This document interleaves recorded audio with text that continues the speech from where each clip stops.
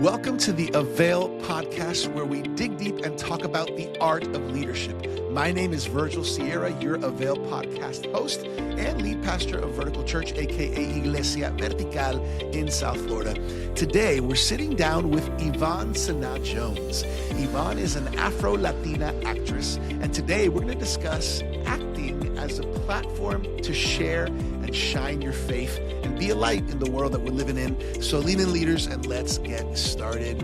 Yvonne, it's great to have you on the AVAIL podcast. How are you feeling today? I'm feeling great. I'm really excited to be here. Honored to be here. I think that because of our backgrounds, podemos pasar a español or Porque aquí, I know, my brain does speak in Spanglish, I will say. Yeah.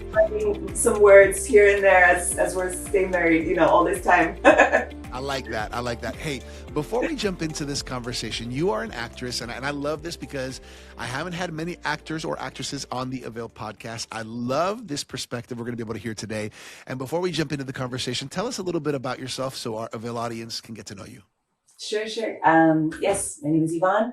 I am bilingual because my mom is from Bolivia. My dad's from Haiti. As I was talking about, Virgil, probably the only person that you'll ever meet who's that combo. And I'm actually a PK as well, pastor's kid. Grew up in the church, in the worship ministry. And I just fell in love with acting in college. And I do remember being the child of an immigrant, education being so important, and, smart decisions being so important, I was like, I can't be an actor. And I remember, even though at the time my walk with God wasn't that strong, God just said in my heart in the parking lot of that school, like, I'll take care of you. I'll just handle it. I'll take care of you.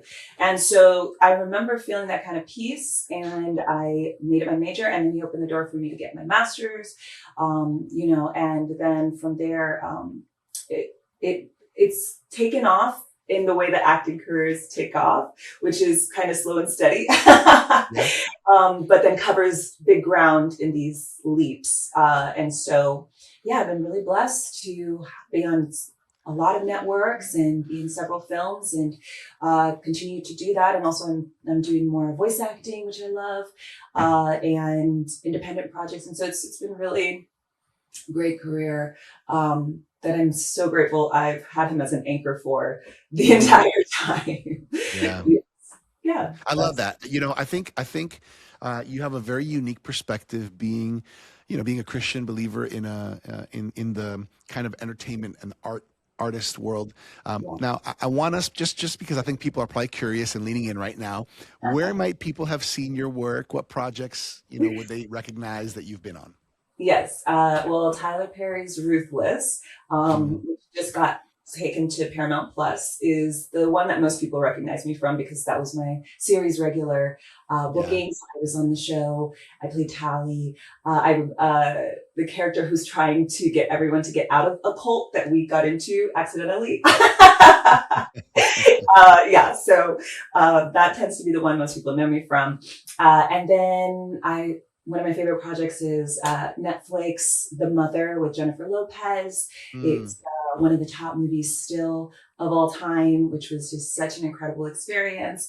And then since then, I've done a lot of networks. So Will Trent on ABC, and based on a true story on Peacock, and then Disney has actually, I've done several projects that have won Emmys with Disney. The Crossover was an Emmy-winning show, and then Sneakerella, where I actually got to play the first ever live-action Afro-Latina Disney queen, which is really awesome. Okay. And my little self, little Yvonne was really excited about that. That's cool. So, all right. So, okay. This is a really awesome story, right? Because there's a few things you and I have in common, right? We're pastors' kids, also Latino family, right?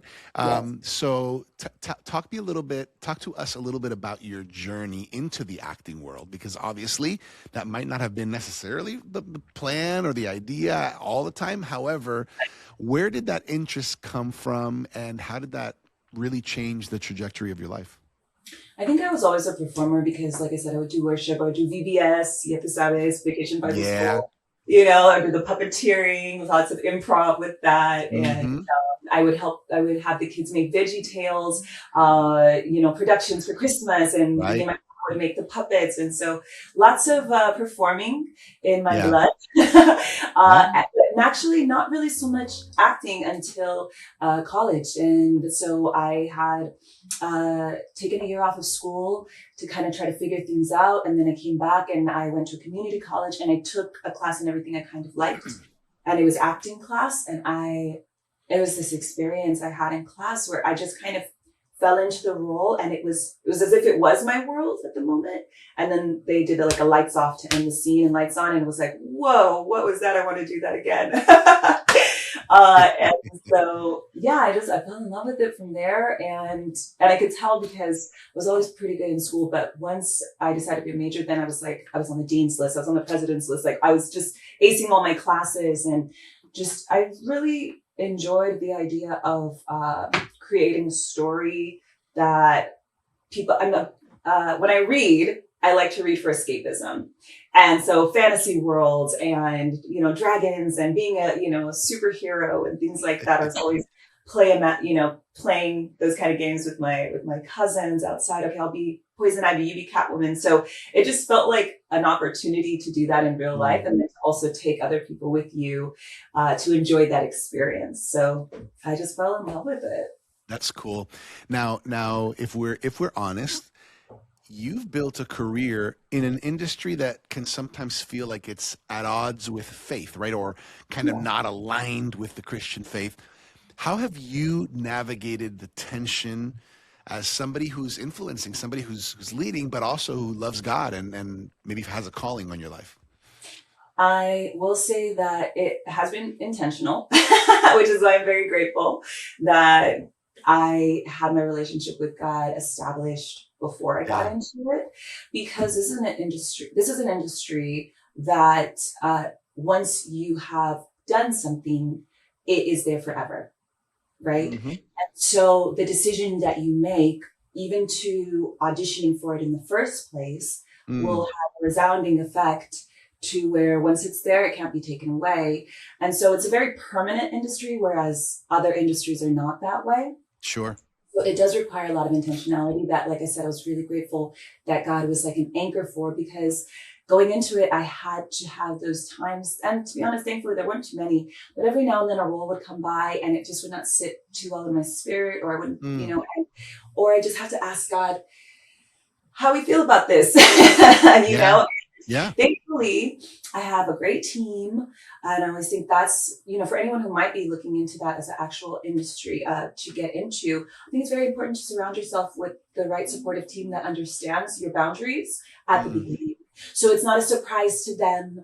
And you already know going into it, these are the things I'm comfortable with doing on screen, and these are the things I'm not comfortable with doing on screen.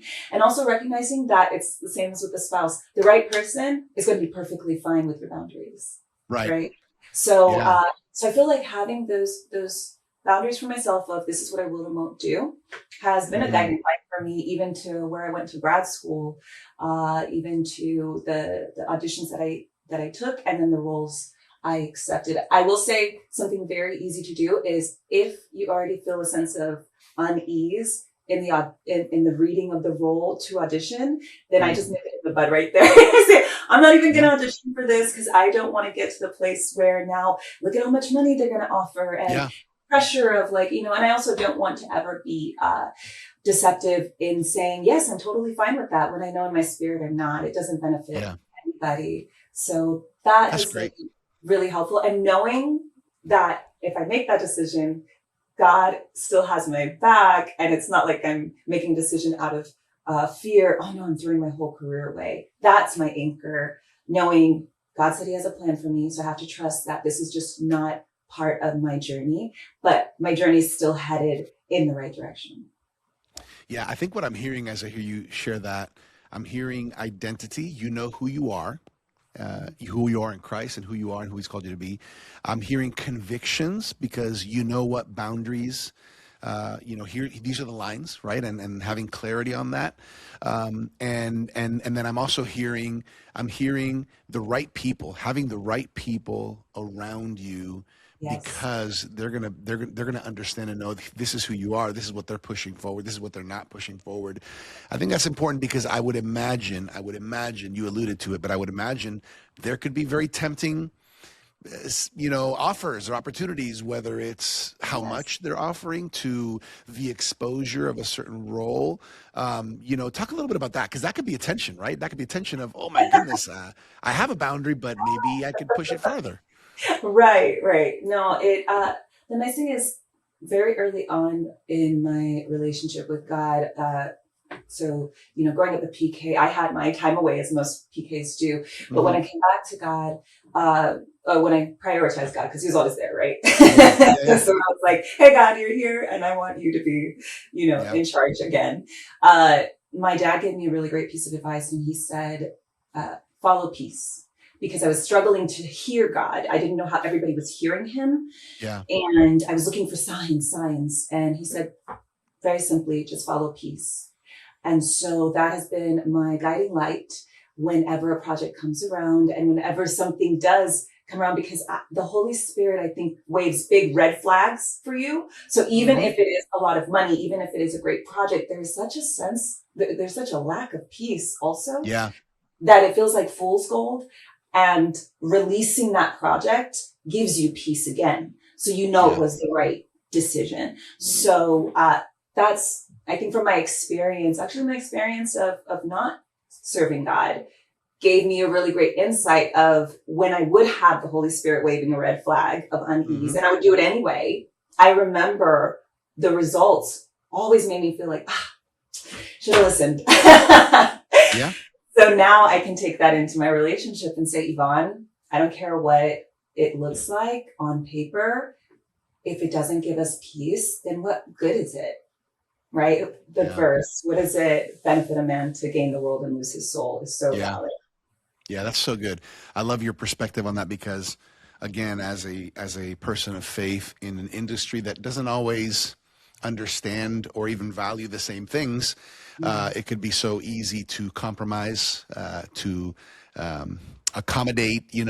But I love the fact that you have some strong convictions and some clear lines that, hey, this is who I am, and your team understands that, which I think is important as well. Now, Right.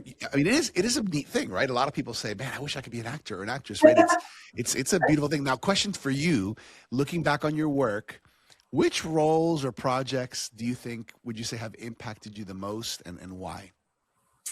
I would definitely say the Ruthless project, the series regular project, because it was God's hand just touching down on earth for me. Mm, I had been married for a little over 2 years with my husband, but that meant I had been pursuing this for about 6 years by then. And I had felt called finally to quit my job. mm, So it was 2 years of me driving Uber and us trying to figure it out and everything. And I remember it was just so challenging financially. And I had, a come to Jesus moment. Uh, in the opposite way. Usually like people come to you, but it was me coming to Jesus like, hey, Jesus, what are you doing? I thought I was going the right way. You said you take care of things. And I actually drove into this field and I was so down. I was really mm. down and hurt. And I even started looking, as a good immigrant's daughter, I started looking for, okay, what's my next educational step to start making money? And like Yeah. maybe I'll go into IT work, and you have to be very, sensible in the Mm-hmm. life you're given. And within 24 hours, I got the call back to audition in front of Mr. Tyler Perry in Atlanta, all expenses paid, first class flight, sending Mm. me out there. And remarkably enough, the audition went great. And on the flight back, I was watching a movie, and in the movie, something explodes. It was Robin Hood, and Jamie Foxx's character is cheering, and he's so excited. And the Robin Hood character says, "Why are you happy? We didn't get the gold." And he said, "Yeah, but now they know our name." And the Mm. Holy Spirit just said, "Hold that word." When I got back into town, I did not get the role I auditioned for. And Mm. then I started to see people posting about the show that I had auditioned for, like within a few weeks and stuff. I was like, oh, they got it. And I had to do everything to like make myself like the images. But I did. And then they had me come in for a recast of this other character, Tally, because they knew my work, they knew my name. Mm-hmm. And I auditioned for her and I booked her. And at first it was just 6 episodes on one series. And I completed the series and I gave Mr. Perry a card like I usually do to say thank you. And I said, it's my last day on set. He was like, well, it's your last day on set, but he's like, but it won't be your last time here. We're going to bring you back. I was like, oh my gosh, thank you. And you take that, to heart, but you also take it like that could be whenever. Sure. And in a few weeks, I found out he had already created a spinoff with me as one of the series regulars and I was on that show for 2 years, and it got us through COVID. We were the only people really working because he was able to bubble us in his studio. So it felt like a very Joseph moment where we were provided for in a time that our business, we have a production company. We couldn't do anything, Mm-hmm. we couldn't make any work, and God opened the door. So I was getting paid to work. And so that, and the last thing I'll say about that is my husband took that season to shift and study how to day trade. And that's actually the new occupation that he has now in addition to our production company. So God gave us an additional means of income for, in that season that now sustains us to this day. So it's just how meticulous God is on his timing and on his, just his blessings are so compounded. Yeah. I get over it. He always comes through. He always comes through. Speaking of projects and these opportunities that you've had, is there anybody that you've really enjoyed collaborating with? I'm sure it's been fun with a lot of people, but is there anybody that stands out, hey, collaborating or working with this person or these people has been special? Yes, on The Mother with Jennifer Lopez, I got to work with director Nikki Caro. There are not that many female directors in our industry, and she's such an incredible one. And it was a very, because Jennifer Lopez, of course, is very hands-on as well. Yeah. So, and then the assistant director was also a woman. It was just beautiful to see that kind of presence represented in the production world. And the project was stellar. Even to this day, people really enjoy the film. And she was so collaborative and so welcoming. So it was an honor to be able to work with her, and of course work with Jennifer Lopez as well. That was a huge honor. She was very kind, which I was really happy about because I've been a big fan for a long time. And sometimes don't meet your heroes, but I was very happy I met mine, and she was fantastic. But she was also super busy. So she would come to set, she would do the scene, and then she would fly to New York because she's got an interview, or she would fly to California because she's practicing for a show. It feels like there's 2 of her, because then the next morning she'd be back again, ready to go, professional as always. So that was a dream experience to have the opportunity to work alongside her. She has been a big inspiration for me for a long time. Someone who's just consistently going after with everything she has. Yeah. That's cool. So. So here's my next question for you, Yvonne. What life lessons has the acting world taught you that maybe the church might actually be surprised about or even need to hear about? Okay, I would say that something that I think might go by the wayside because it's not so focused on in church, but I think all of us can feel it at different times in our life. Especially, I think, living in America where you're pursuing something, everyone's always pursuing something. God had to kind of sit me down and tell me that my value is completely separate from what I do and my skill set and my accomplishments. And so in that way, basically I had auditioned for a role. And it was going to be me and another person. So we both auditioned at the same time. And then he booked it. And I was waiting for mine and I did not book it. And it was during a time I had been getting some rejections and it really just took me out. And I reached out to a girlfriend who was a believer and had been in the industry longer. And she was the one who just reminded me, this is a job. You need to take it off the pedestal. It is not an indicator of your worth and value. And Right. if you let it, it will destroy you. Mm. And then the next day I got an email that said I actually did book it. It was some kind of misunderstanding. So I know it was a God thing where he knew I needed to hear it. And honestly, it is what has been my additional guiding light in an industry that has a ton of rejection. But I think the church can hear it because it's not just limited to my industry. Like if you are a doctor and you lose a patient, or if you are a pastor and it doesn't quite work out with the family, it can, of course, be very devastating, and we should always be introspective, but it is not an indicator of the value God has placed on your life at all. God has said you are his child and you have value beyond what you will ever comprehend, and it has nothing to do with what you do. That's why it's grace. Yeah. You know, as I'm hearing you talk and just processing a little bit about everything you're sharing, the world of acting, you know, movies, television programs, you know, productions, a lot of it is storytelling. And I think that some people might categorize storytelling as simply entertainment. What does it mean to you?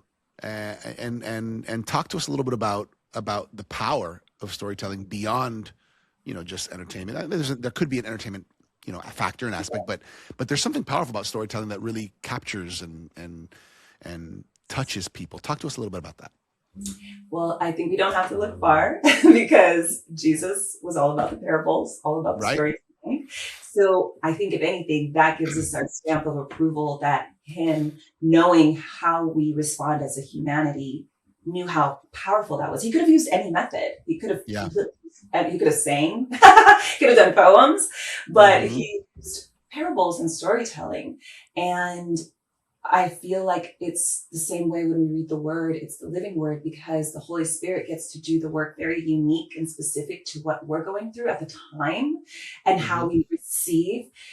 So I love that aspect of storytelling. I feel like what I am always hoping to do is to either let people just escape for a bit into a world that doesn't truly exist, but they can pretend exists for a while and is a happy world and all those things, and just enjoy life because they've had a hard day. So I love that opportunity.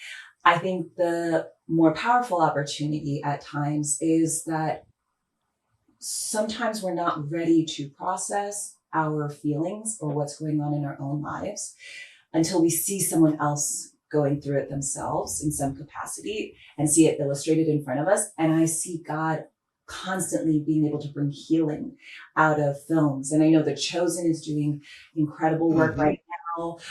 They're doing spin-offs and everything. And I have actually met my trainer had just become a new Christian, and she was watching The Chosen and learning a lot about the Bible beyond just reading the word. And so I don't also think it's limited to just Christian projects. God is prevalent in media. He just is. Because what I see is that writers write about humans, and it is in our nature to want to protect and want to care for people and want to love people. So you can see a through line of love through media in all its forms if you were to really take a look, because otherwise I don't think we would spend our time watching it, to be honest. It has to speak to us in some way. And so I see God using media constantly, even sometimes illustrated, like Lion King, and, you know, he's not limited he's not limited at all. And so I love that I can be a part of this medium that he uses to speak to people and to heal hearts. I see a lot of hearts healed through what we do. Okay, so Yvonne, I love everything you're sharing. Here's the reality, right? There are people that are listening to this right now, maybe even watching this podcast, and I want you to talk to the person who feels called to the arts, called to the media world in some way, shape, or form. and also feels like they want to honor God. They want to shine a light for the Lord in what they do. What what encouragement, maybe even practical steps, uh, tips would you give them to take a step, even if it seems like, oh, could this work? This world and God and my faith. What would you say to encourage them? Absolutely. I think something very practical is that I know it can feel like they are worlds apart, but honestly, they're not. And the times that I've had to say, oh, no, no, no, I can't do that, have been very few and far between. Majority of the time, it's, a commercial as a Walmart mom or just like really Sure. enjoyable roles. So I would say I wouldn't want any kind of fear. I want to dispel any kind of fear that Mm, saying yes to a career in the arts means that your faith and your belief will be in constant attack. Has not been my experience. mm, So I can just encourage you in that regard. I feel like God places you amongst really great people. Our industry is one that is very community based, very supportive because we understand so much more than others the pain of rejection yeah. and going after a dream that feels close but also far at the same time. So it actually brings this community together, and some of my greatest friends are through the film and TV industry, and a lot of believers are in here. Mm, You might be surprised. There's a lot of believers in the room mm, on both sides of the desk. So your executives and your, decision makers, we call them, the casting directors and things yeah. like that, as well as the talent. So I would encourage anyone who's considering it, because I know there can be a lot of fear attached to it. And I know that God is going to cover us wherever we go. Right. So that would be my big encouragement. And then the next one is really practical. I think getting into, I went the academic route and got my master's, but you don't have to, but Hmm. getting into an audition technique class, a self-tape class, some kind of acting class as well. Hmm. But if you're going to be auditioning, it's important to know how to audition well. And then look into getting yourself an agent and a manager. And there's a lot of resources online when it comes to how to do that, because that can also feel a bit daunting. And I am going to be I've been feeling led to create kind of like a quick little resource guide, because people tend to ask me that all the time. But Mm. uh, having a team means that they're going to be the ones who actually get the auditions for you and then kind of get things started and things like that. But you're like, well, I don't have any credits. How do I, it feels like a catch-22. You need this to get started. There's a website called actorsaccess.com that you can go on right now with 0 credits. And you just have to add a headshot of some kind, which is just a nice, easy photo of yourself right here. And you can start auditioning immediately for projects. And what I can encourage you is that Actors Access vets their people very well. They have to provide IDs so that they can do background checks and things like that. So, you're not going to be, it's not the Craigslist of acting, I'll say. You're not Sure. getting scammed. So that's a great way to get started. And you can do student projects. Those are the best. You get to network with people who are about to be directors and creators, but have access to all this really great equipment, USC, AFI, your local university. If you're not here in LA, you can do it at tons of universities. So it's actually something that with small steps, you can get yourself started. Your local community theater is a great place to start for free. They always need people. And now you get those stage fright things out of your system, because stage fright is just because you probably haven't done it that much. That's all. It's something Mm. new.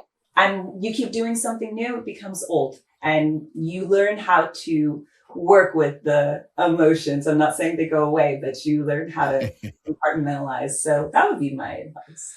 Very good. Very good advice. Very good encouragement from someone who has been through it and who has walked this journey. I'd like to close off before sharing where people can connect with you and how they can follow you and all that. Just a thought that I think would be interesting. Who in your life, maybe one or two people, whatever you feel, who has inspired you?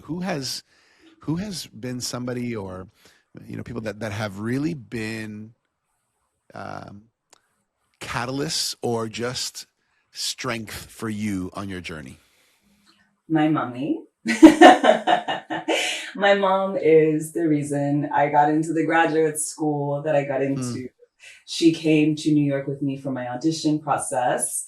And mm, when I did not make it past the preliminary round to audition for the dream schools I had in mind, they had a secondary round you could go to, which at the time I was not humble enough to want to go to because I was still devastated that I mhm. didn't pass. And my mom was the one who encouraged me to go. And that's where I got picked up by the university I got my master's in. And it's been an incredible road since then. But that's just one of the many times my mom has Yeah. been the voice of encouragement in my life. And I know it comes from her experience with God. Also, she has been the rock for me at so many times. And also the let's see, what do I want to call it? Like the call back to God. Yeah.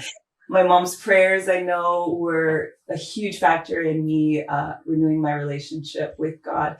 And so just seeing her and how she came from Bolivia, she was one of the first to come out here off of her education. She studied hard and was able to come out here on scholarships. And she's just, we have a theme in our house: get it done. Hmm. So whatever comes our way, you just get it done.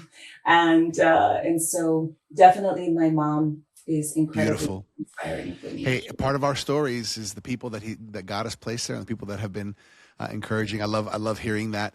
How can people, Yvonne? How can people connect with you? How can they follow you? Get to know a little bit more about you. Where can they go? Sure. I am the most active on Instagram, and you can find me with my first and my maiden name, Yvonne Senat.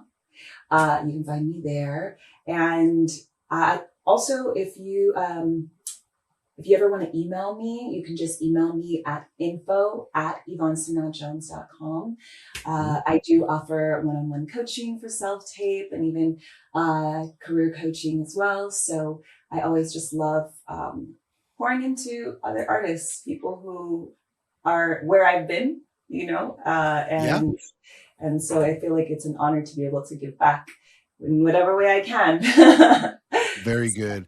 You guys heard it. You can follow Yvonne on social media. You can also check out her website, YvonneSenatJones.com, and reach out in case you need some coaching that she might be able to help you with. I want to mention, speaking of resources, the AVAIL Journal is a great resource for all of you leaders out there.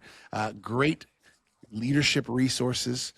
Looks good, feels good. That's the Avail Journal. If you're not subscribed, go to availjournal.com, get your free trial subscription, check it out. It's going to help you along your journey. As Yvonne mentioned, getting stronger and learning and going to school, going to classes, preparing yourself is going to help you in this journey called life, to keep getting better, to keep taking steps, to keep growing. Yvonne, as we wrap things up here, what is something you want to leave on our hearts? What's a nugget or a thought or an encouragement you want to leave us with? I always say this: you're already a superstar. I'll say it here to them. You're already a superstar. God has put everything inside of you that you need to accomplish the call that is on your life. And so just rest in Him, knowing that He's already made a way. And it's okay if that journey gets a little rough sometimes and you got to cry and scream and all of the above. He can handle it. And He also is so good about bringing people in to help you along your journey. So if I'm one of those people, great. I hope I was today as you watch. Yeah. Just know God's already put everything we need inside of you. Yeah. So good. Muchas gracias, Yvonne. Gracias. Igualmente, pastor, igualmente. Un placer.